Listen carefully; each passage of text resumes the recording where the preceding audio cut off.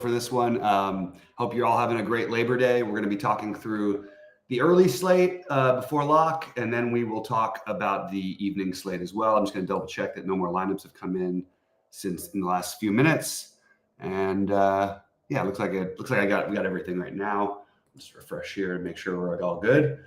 Wanted to remind everybody before we get into everything that we do have a promo going on right now. The promo 24 is for 24% off the first month, and it's NFL. Sorry, the promo is NFL 24, and NFL yearly is that you can get 10% off of the yearly packages. It's a pretty great deal. Basically, with those discounts, we're actually charging below SaberSim. You get all SaberSim stuff. You get all of Sheets' content, all of my content, all of Rody's, Goldie's projections. We have 3 great projection sites, and I think that we want to remind you guys to check them out. I'm just going to bring up the ownership for Sheets and bring it out to the front here, and we'll just keep all these up here. I did post an early build that I have in the Discord. I'm not playing much today, so I'm not going to have a ton of builds for you, but did post my early build in the Discord, and we'll go game by game and just talk through what we like, and then we'll do the same thing for the main slate afterwards. All right, starting off with Milwaukee and St. Louis. I'm sorry, St. Louis and Milwaukee.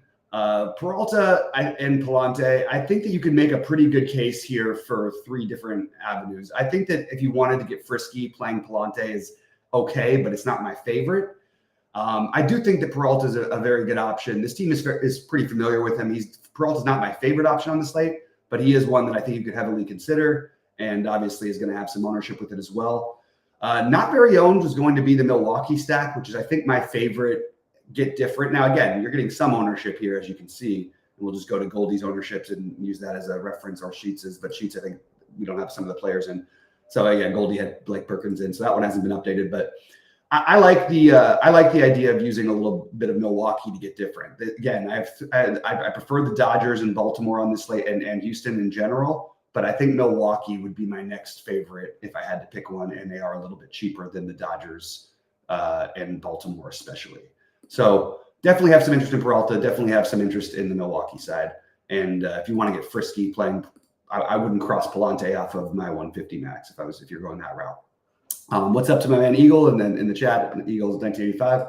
Good to see you. Good to see all you guys. Please like and subscribe and all that stuff. And just remember, check out these deals. We've got them running for before the NFL season. If you want to find a provider that has 3 awesome projection sources, SaberSim being the building page we work off of, but Sheets and Goldie with awesome projections as well. I do think giving us a chance might be a good thing for your NFL season. And just a reminder, Sheets has been kind of crushing it all year, so he's found a way that really does some things. He's done some great tutorial videos just going through his process and how he does everything. And I suggest you guys check that out if you have a chance. All right, there's no way I'm not playing Corbin Burns on this slate. I know he struggled lately. Partly he's had some tough matchups. I was actually at his last game. I was at the Dodger game. He pitched on Wednesday. But look, it's the White Sox. I think we have to have some interest here. I think it's going to be probably higher owned than these projections have him. I think you're probably looking at 65% or higher in high buy-in stuff, maybe even 75%. I am going to eat that chalk even on a small slate. He doesn't have the highest K expected grade on this slate. It's actually Peralta, but he is 8,600. It's just really hard not to play him here. And Baltimore got we're getting instead of the Coors bump, we're getting playing the White Sox bump, and that's a pretty expensive stack. So I do have Baltimore as my second favorite stack. It's really close with Baltimore, the Dodgers, and Houston for me, but Houston's going to be so popular. I'm sort of just crossing that out in my mind as a 5-man. So my 5-man stacks would be Baltimore or the Dodgers. You have some value down at the bottom with Rivera. You've got some value with, of course, Austin Slater. And you're going up against Flexen in Baltimore, where they hit really well. And I think this is a good spot to go ahead and stack them. If there is one negative I would say about this, there is 12-mile-an-hour winds blowing in from left field. So maybe if that affects you any, maybe you'd want to play the lefties a little more than the righties on the Baltimore side. But I do think that it's an awesome stack, and I like Burns quite a bit. Moving over to the Dodgers in Arizona, we've got Flaherty and Rodriguez. Flaherty's an awesome pitcher. We know this. He's very good. He tends to struggle with some of the better offenses, and Arizona's scored the most runs of any team in baseball. The Dodgers are just about to catch him, actually. They're pretty close now. But still, Arizona's number 1 in terms of all runs scored. And I don't think I want to mess with Flaherty here, and I wouldn't even mind if you wanted to take on a small slate, maybe a bat or two against Flaherty in non-Flaherty's lineups. I'm not going to play Flaherty myself, and I'm definitely not playing Erod. I like the Dodgers a lot as a 5-man. The Dodgers in Baltimore would be the 5-mans that I use. Again, I love Houston, but they're going to have such massive ownership, and the Dodgers are going to have some ownership as well. But I think it's low enough on a smaller slate, especially for single entry type stuff, where I can talk myself into at least getting away with it. It's also not all that expensive of a stack outside of Mookie and Shohei. So we'll see how the lineup actually ends up shaking out today. But Mookie and Shohei, I expect to be, a little bit lower owned just because of the pricing. And I think Freeman ends up as the lowest owned. I would actually be surprised if he crosses double digits today. So that would be the route that I would try to go, is to try to get 2 of those guys in, just because of the pricing. It's just hard to fit them in, basically. So I do love the Dodgers as a 5-man, and I'm not interested in any of the pitching in this game. And like I said, I would actually get to some Arizona if I wasn't playing. You have Pavin Smith super cheap at 2,800 against Flaherty. Pinch hit risk, sure, but I'm willing to gamble with that one. And just the whole team is just affordable. So I would have no issue here playing some Arizona bats against Flaherty where I'm not using them. Moving over to Houston and Cincinnati, Verlander and Aguilar. It's going to be, look, you can see the projected ownership on Houston just being everybody basically above 20% owned, I think, and 30% on some guys. I think it's just a little too much for me to have any 5-man. So I'm going to just avoid and pray, I guess, is the best way to put it. But they certainly look like on paper to be the most obvious best stack. We obviously love taking hitters in Cincinnati. It's 80 degrees there. You've got some wind blowing out to right field. But I am going to try to avoid it. And I am actually going to play Verlander today. So 7,500. His pitch counts have gotten back up. We've got him at 90, almost 95 pitches. And I think this is a very reasonable spot to play him at 7,500. He and Burns are my favorite combination. Now, there's some risk, of course. Cincinnati's a good hitting team, especially at home. But I am willing to gamble on Verlander at 7,500 today. So he, along with Burns, would be my 2 favorites. And that's sort of where I'm at as far as pitching goes. I just think that feels the most comfortable to me. If you wanted to play Peralta, if you wanted to play some Flaherty or Palante, go ahead. It's just not what I'm personally doing. Gavin Williams and Walker here in KC.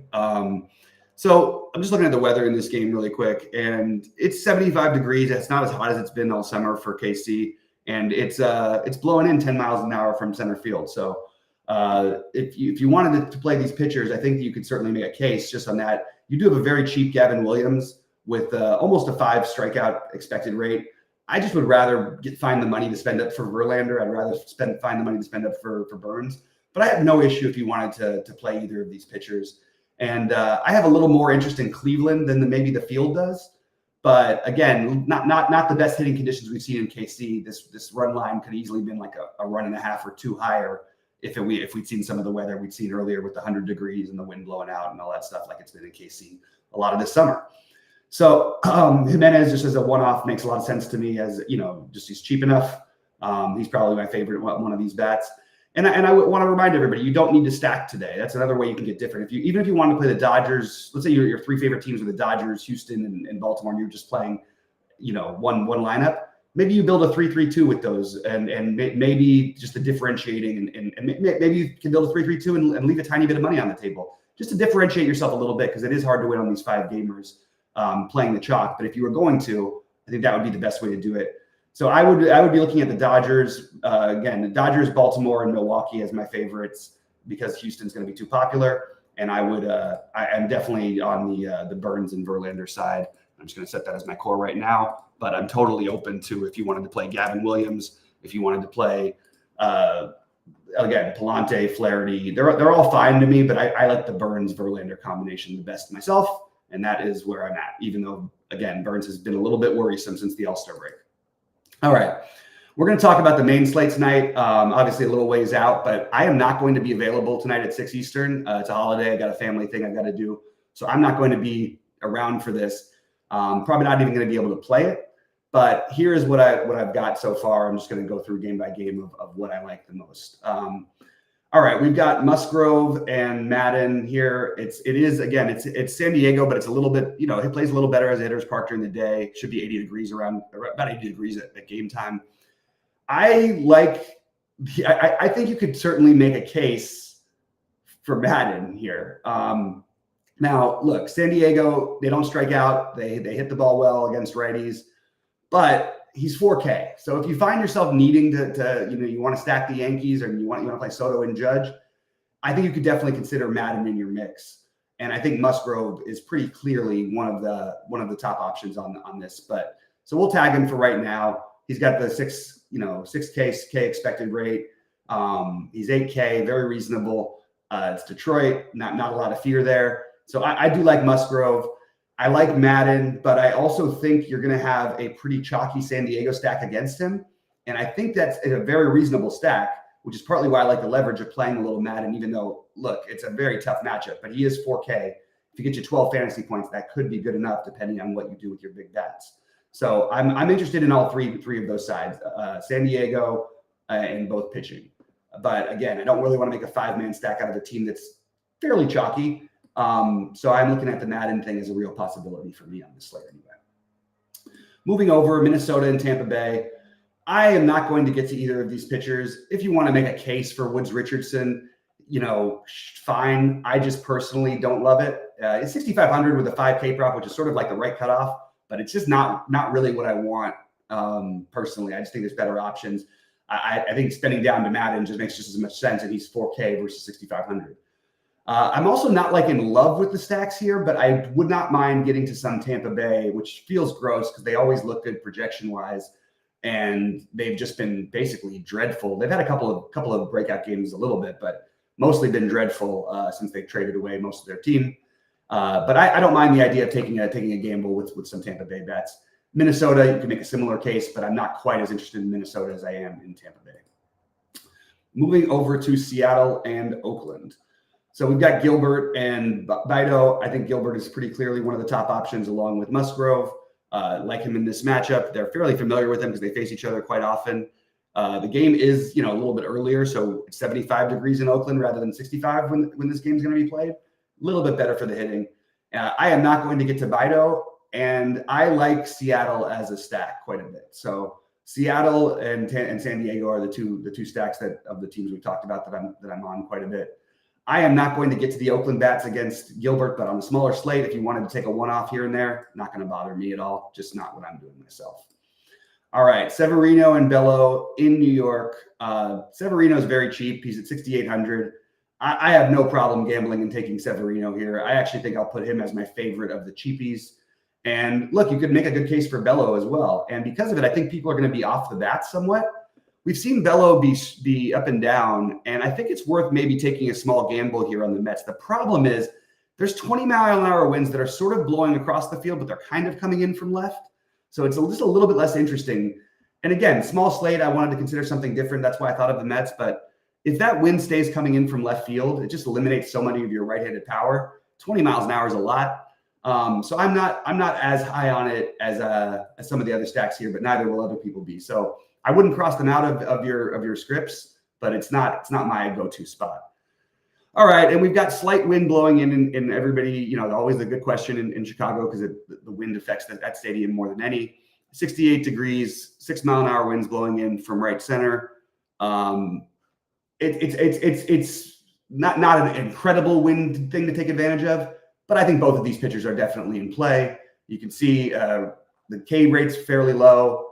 They don't have the craziest leashes. I like the other plays a little bit better. I probably just end up just not paying attention with this game, just probably not going there. If I had to do anything, it would probably be a Chicago stack and just gamble, but I don't think I need to do anything here. So that's where I'm at. We'll do a quick SaberSim build for these slates when we're done with this. All right, so then we've got the very popular Yankee stack against Leiter and the bullpen. And I like Garrett Cole maybe more than other people do today. It does feel a little funny just to say I like Musgrove better than him, even though I know obviously it's a better matchup and all that stuff. I think that Cole belongs in the conversation, so I'm just going to do that for right now. And I am very much on look, I like the Yankees very much, but it is going to be chalky, and there are other places to attack. So I'm not going to make this a priority for me as a 5-man. However, I could see myself with my 3-mans, 4-mans, if I'm able to play tonight. That's probably the way I would approach going about, playing the Yankees. I would probably be looking for the 3-man or something to play with, I don't know, play with my Padres. Or if you wanted to do the 3-3-2 thing that I was sort of mentioning earlier, maybe you get to a little bit of Tampa Bay, San Diego, New York Yankees as some options. But I think Seattle as a 5-man is my favorite 5-man. And I like the lower ownership on them. And I think it's totally reasonable to play them as a 5-man today. So that's probably what I end up doing. We're going to run a build. We're just going to change a couple things really quick. Seager will make 8.6 instead of 8.62, and we'll make Josh Smith 7 even. And then we're just doing that just so we can build. And let's build 100 lineups. We're only going to build it out of 2,000 because it'll go a little quicker. And we'll see what we get. Wait, let me add a sim here. I'm going to put the lottery in here. I think I'm going to put the lottery in here. You know what we haven't done here? We haven't done a mini max in a while. Maybe I'll do that. You know what? I'll just do the relay throw for now. If I'm back, maybe we can play around with it and do some more builds a little later on. So let's build some lineups, see what it comes up with. At the same time, I'm going to build some lineups for the early slate, and I'll jump over to FanDuel for a second after that. Let's just do the same thing here. We're going to change a couple projections. We're going to go 20, and we're going to go 18. Okay, so let's do that. And we'll do that at 2,000. We'll do 100.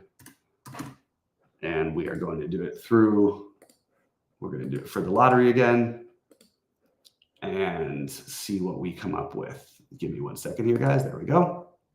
All right. So while these are building, we'll go back and check on the other one, and we should have it all settled here by now. So we're gonna run this again, as Sheets always mentioned, and then we're gonna have to find the RAROI, and we'll see what SaberSim comes up with and see where we can manage it to get something that we like the most. So again, appreciate all you guys having been there with us. We got a lot of stuff planned for NFL. We're going to be doing lots of shows. We're going to be doing some shows after Slate's lock before the second. Like I'm planning to do a 3 Eastern show on Sundays. I mean, probably it'll be 15 or 20 minutes long, but just talking about late swapping and how to utilize SaberSim in doing so. Sheets has made a lot of these videos, but I'm going to be doing it in real time. And there we go. We have that. We have this. And flagship MME, RAROI. And let's see what we get with this. Okay. So this is the main slate. See what our exposure goes. Wow, they really spread us out at pitcher. Huh.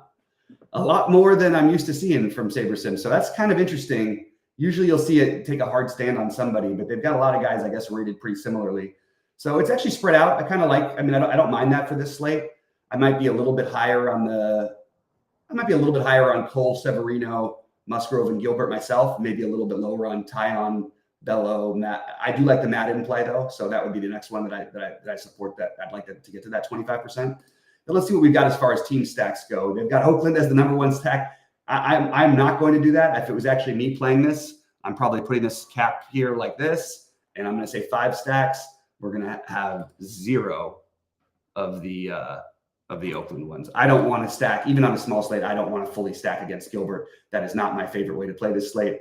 Let's see what we get without that. So we're actually not getting a ton of. We're getting some different stacks here. You got a number of 4-man stacks, a bunch of 3-mans, and then the stack exposure types. You can see 5-2, 5-3 is the most popular, but we've got 13% 4-3, 7% 4-2, 7% 5 flat, and then 4% 4-4. I think that's reasonable. I actually might even go a little bit more variance than that. And our pitching has changed a little bit because of some of those moves we've made. So now we're getting to more Gilbert.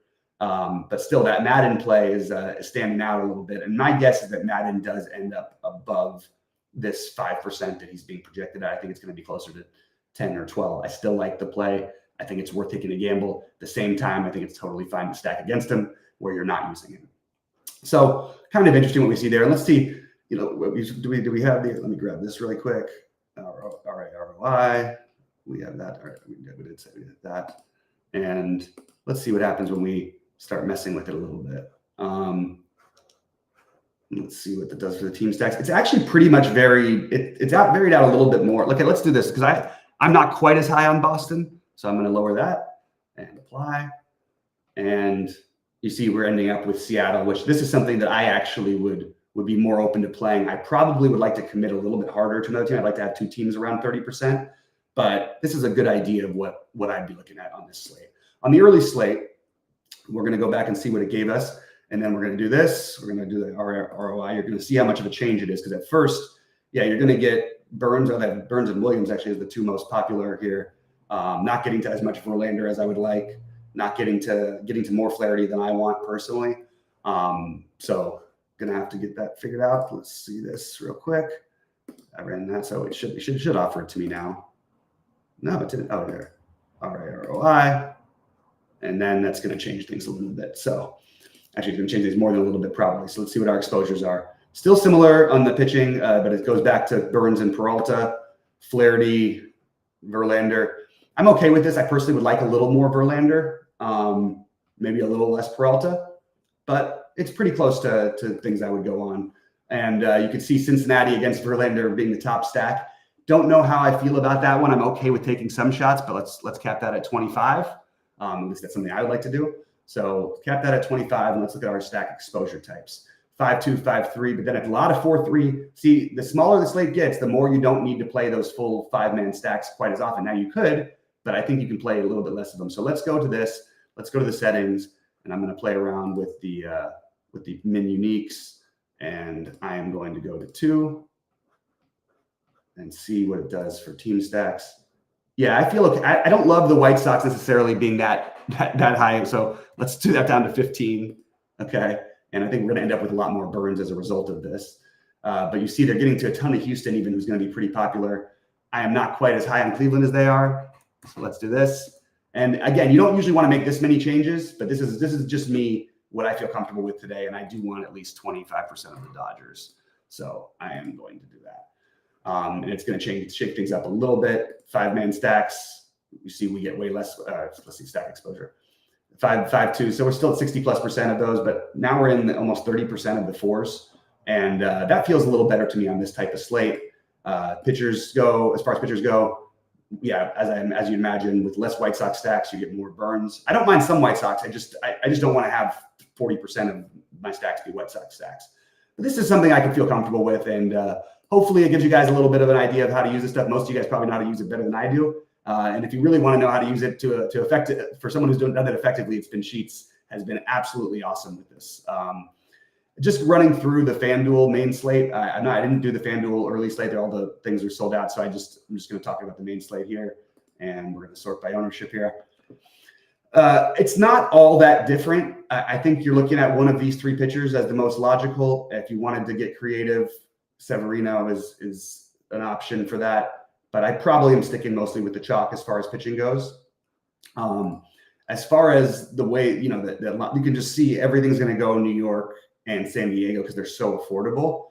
So maybe it'd be even a better idea to play Seattle over on FanDuel, where that's going to be even less owned than it is on DraftKings.